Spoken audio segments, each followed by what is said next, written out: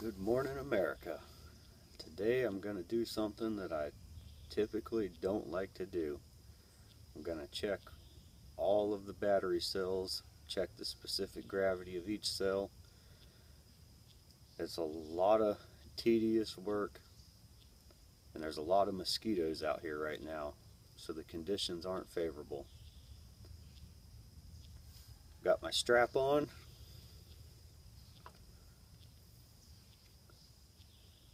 Oh yeah, I'm ready to go. And it is live.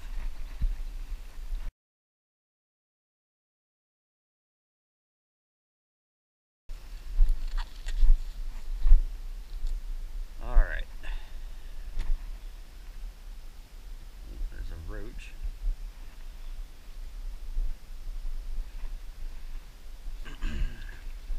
What I'm gonna do is start from one side, work my way down and around to the other side. And I'm also looking at the water level while I do this. These batteries are almost 2 years old now, but we don't deep cycle them very much. The only time they really get cycled is during power outages.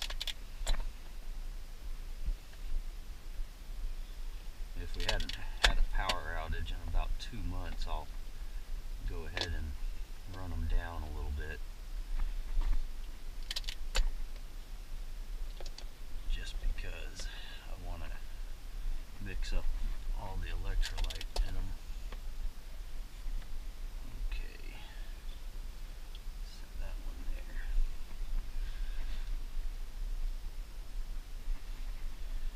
The water is getting a little bit low. It's not bad. I don't see any cells in particular that appear to be lower than the others, which would definitely point to a problem. One that could probably be solved with equalization, but I'm hoping to get quite a few years out of these batteries, and I don't want to see any problems at 2 years. I'm going to start with the furthest first. That way I don't have to stretch so far later on.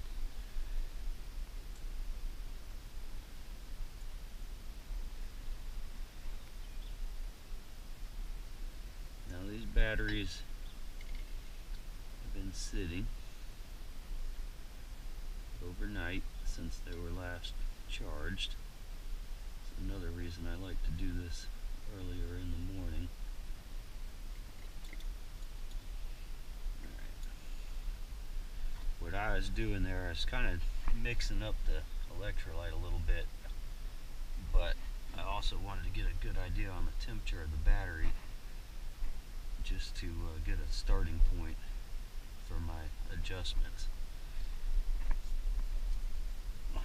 So, let's see. A little bit below 80. We're going to subtract 4 from our readings.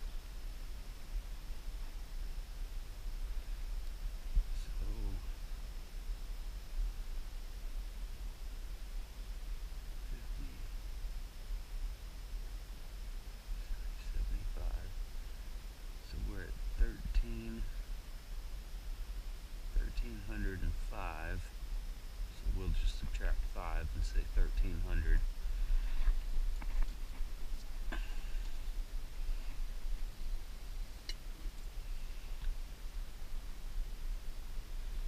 Check the next cell.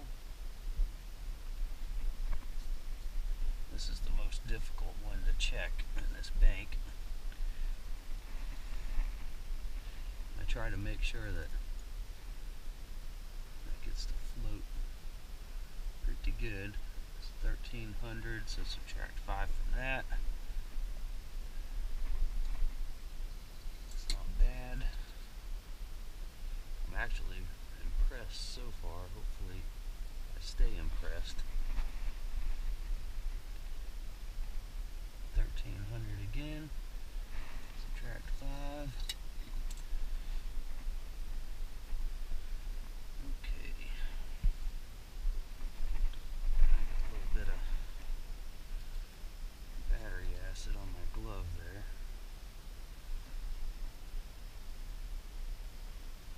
It's not good. Trying to keep my pen clean. I don't want my clothes to fall apart, because then I'll have to buy new ones.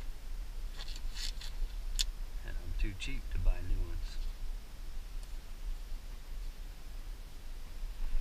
Alright, so starting, we had, we'll do battery 1.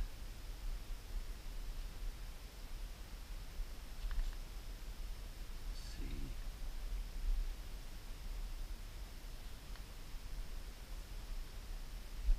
Draw some nice pretty straight lines there.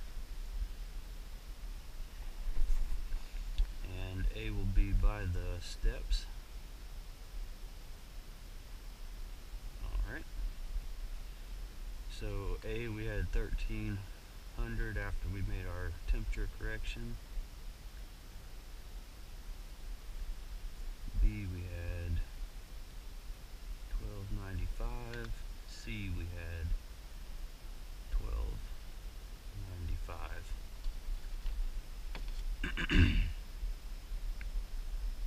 This is exciting, isn't it?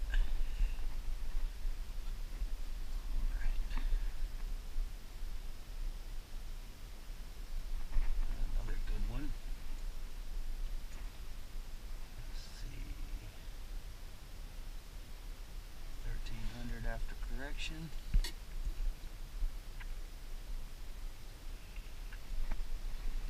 The mosquitoes haven't shown up yet. 1300 after correction.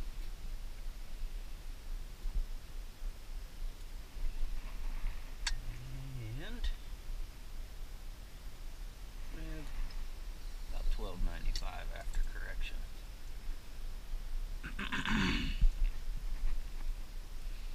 If it goes like this, I won't have any equalization to do.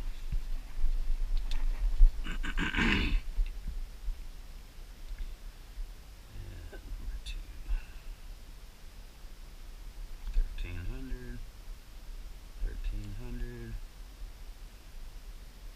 1295, and there's a mosquito.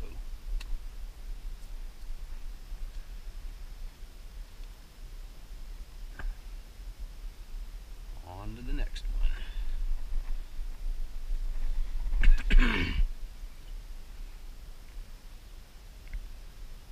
I normally get my wife to record the data, but she's still sleeping, and I like to do this before the sun comes up. That'll be 1295.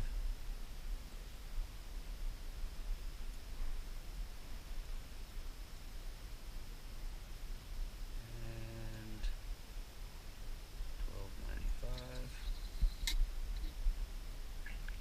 When I first got these batteries, they brand new, they were all over the place. Sam's Club quality.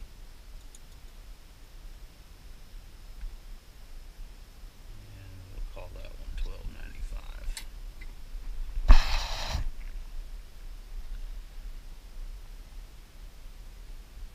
I think I can remember those. I'll do this one next.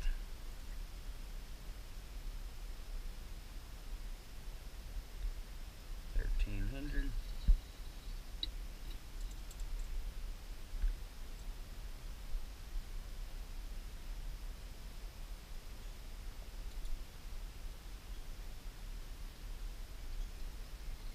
$12.95.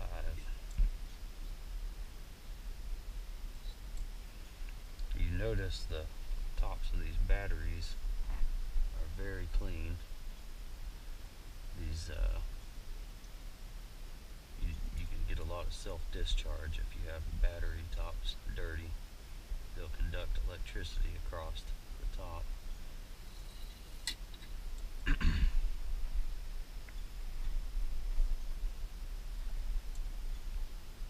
So it's very important to keep them clean if you don't want to buy batteries often.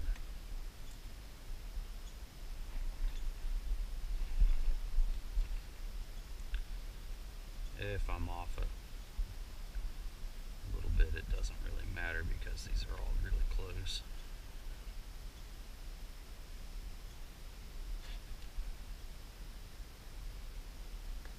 I know some people are probably want to be a little bit more accurate on this, but I'm not really concerned with it all being so close together.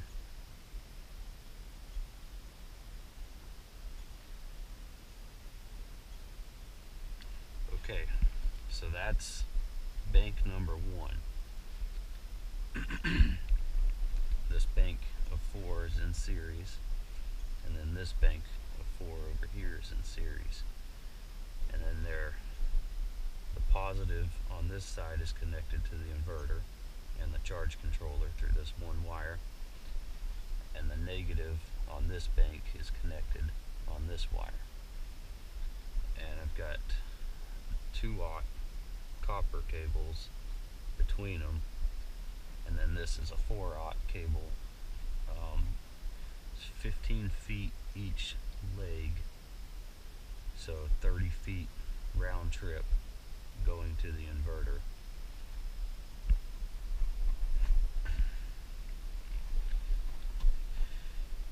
Alright, and I do need to get a fuse out here on this. I have the fuse. I have a 400 amp fuse for it because I would hate to burn the house down. Okay, this one is going to be 1300 after correction.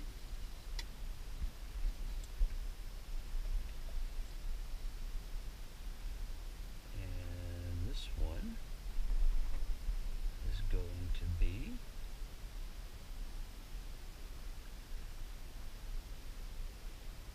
1300 after correction.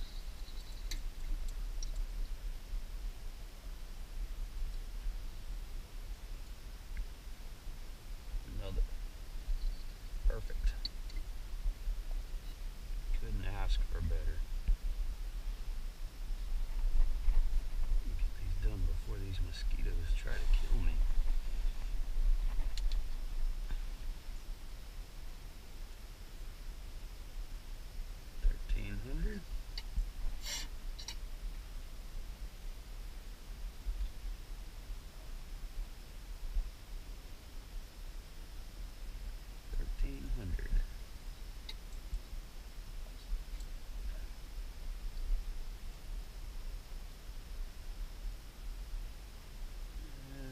About 12.95.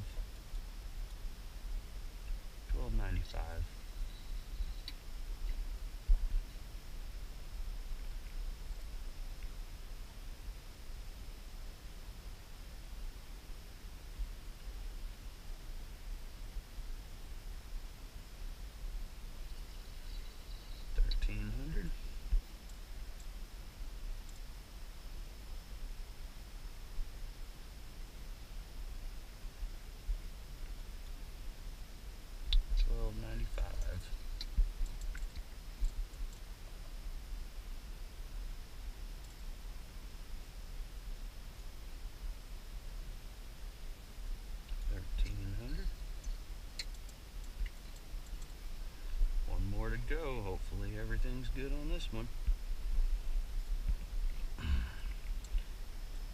If I had cells all over the place, I would have definitely wrote down everything, and I would have equalized.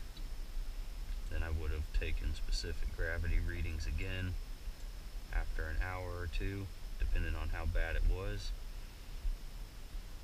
and check everything again, write it down, and equalized again. again if necessary until I got them all within a few points of each other.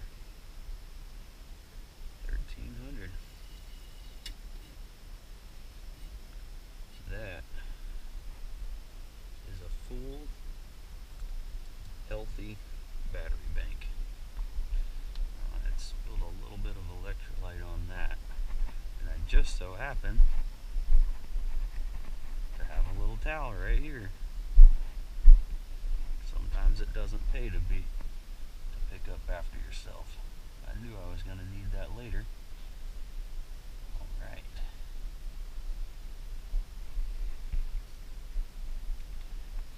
That, and I try to keep it off of the battery post at all cost and not get anything on it. Alright. I'm not going to add water today. I'm going to save that for next month.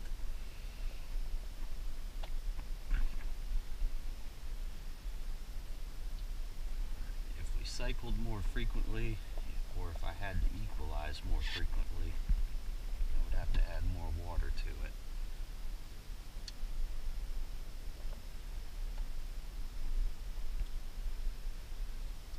All the plates look nice and straight inside. There's no warpage. Typically the maximum sustained load that I draw from the bank is about 80 amps.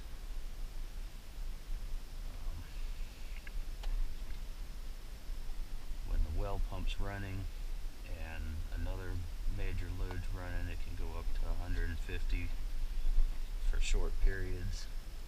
I really try to avoid that because it draws the state of charge way down. Let's see if I can get this mud dauber nest out of here without making too big of a mess. Probably not. There we go. And they need a home too. So that is sort of kind of how you're supposed to do that.